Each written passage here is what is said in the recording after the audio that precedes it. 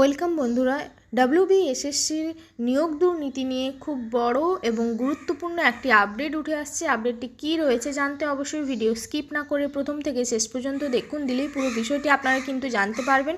School service কমিশনের যে দুর্নীতির অভিযোগ উঠেছে তা প্রমাণিত হলে অযোগ্য চাকরি প্রাপকদের কী পরিণতি হবে, দুটি বিকল্পের কথা জানালো কলকাতা হাইকোর্ট। বুধবার হাইকোর্টে বিচারপতি দেবাংশু বসাক এবং বিচারপতি মোহাম্মদ সব্বর রশিদের ডিভিশন বেঞ্চে এই বিষয়ে কিন্তু প্রাথমিক পর্যবেক্ষণে তারা বলেছেন যে দুর্নীতি প্রমাণিত হলে বাতিল করা হতে পারে কিন্তু সম্পূর্ণ নিয়োগও।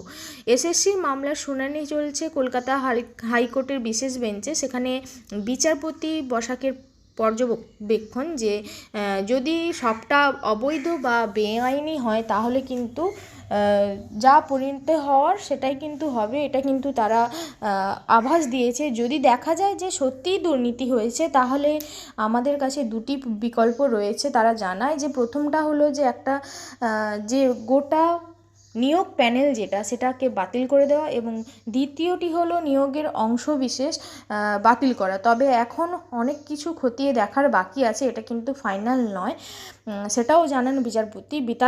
বিতর্কিত যে চাকরি প্রাপকদের আইনজীবী জয়ন্ত মিত্র আদালতে স্কুল সার্ভিস কমিশনের বিশ্বাসযোগ্যতা নিয়ে প্রশ্ন তোলে এবং জানায় যে কমিশনে কারা কারা এই দুর্নীতির সঙ্গে যুক্ত তা প্রকাশ্যে আনা দরকার। উত্তরপত্র বা ওএমআর শিটের মূল্যায়ন, ওএমআর স্ক্যান করার বরাত প্রসঙ্গে সমস্ত তথ্য কিন্তু প্রকাশ্যে আনুক কমিশন, তিনি এটা বলেন। কারণ টেন্ডার দেওয়ার প্রক্রিয়া কমিশনের দপ্তরেই হয়েছিল। এখন সেখান থেকে বলা হচ্ছে যে সিবিআইয়ের রিপোর্টে নাম থাকা সংস্থার কথা তাদের জানা নেই। তো সেখানেই প্রশ্ন যে এটা কি সম্ভব, কখনো কি হতে পারে এটা কোনো বিধিবিদ্ধ সংস্থার কি কার্যকলাপ?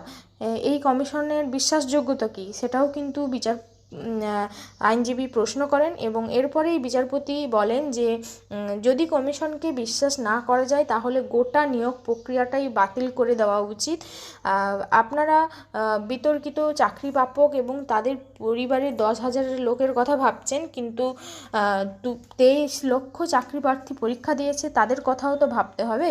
উদাহরণ টানতে গিয়ে তিনি কিন্তু পচা আপেলের উদাহরণ দেন, বলেন যে একটা ঝুড়িতে যদি পচা আপেল থাকে সেটা পুরো ঝুড়িকেই নষ্ট করে দেয়।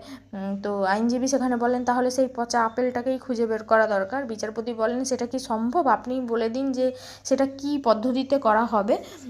তো বিচারপতি বলে কেউ যদি দরজার পেছন দিক দিয়ে চাকরি পায় তাহলে তার সঙ্গে কি করা উচিত। তো আইনজীবী বলেন এত বছর ধরে নিষ্ঠার সঙ্গে চাকরি করছেন তাদের কি হবে, যারা চাকরি করছেন। তো বিচারপতি বলেন যে আইনজীবীকে আপনি বলছেন যাদের নাম মেধা তালিকায় ছিল না তাদেরও রেখে দেওয়া উচিত। বিচারপতি বলে আমরা দেশের ভবিষ্যৎ নিয়ে আলোচনা করছি, 5 বা 10,000 মানুষের ভবিষ্যতের চেয়ে দেশের ভবিষ্যৎটা বেশি গুরুত্বপূর্ণ। অযোগ্য ব্যক্তিরা কি শিখবেন? তো বিচারপতি বলেন শূন্যপদ ভরাতে হবে বলে অযোগ্য ব্যক্তিদের নিয়োগ দিতে হবে। তো সেখানে কিন্তু আইনজীবী মন্তব্য করেন যে আইনত আত্মপক্ষ সমর্থনের সুযোগ দেওয়া উচিত সকলকেই। এই পর্যন্তই কিন্তু কালকে শুনানি হয়েছে এবং এরপরে দেখার বিষয় যে সত্যিকারে পুরো প্যানেলটাই বাদ হয়ে যায় কি না, সেটার দিকেও আমরা কিন্তু অবশ্যই চোখ রাখবো। তবে যারা যোগ্য অবশ্যই তারা চাকরি পাক এবং যারা অযোগ্য তাদের চাকরি না থাকুক, সেটাও সবাই আমরা আশা করব। কেননা অযোগ্য ব্যক্তি দিয়ে যদি স্কুলে পড়ানো হয় তাহলে ভবিষ্যতে যারা ছেলেমেয়েরা স্কুলে পড়তে যাবে তারাই বা কী শিখবে। দেখা যাক নেক্সট শুনানিতে কি আপডেট উঠে আসে। এটা একটা বড় আপডেট।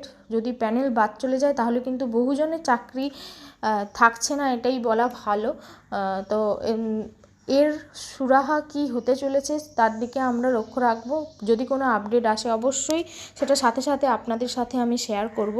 তো এটাই ছিল আজকের একটি আপডেট। এই ধরনের আরও বিভিন্ন আপডেট পেতে, বিভিন্ন নিয়োগের বিজ্ঞপ্তি পেতে অবশ্যই আমার চ্যানেলটিকে সাবস্ক্রাইব করে পাশে থাকতে পারেন। আজকের মতো এখানেই শেষ করছি, ধন্যবাদ।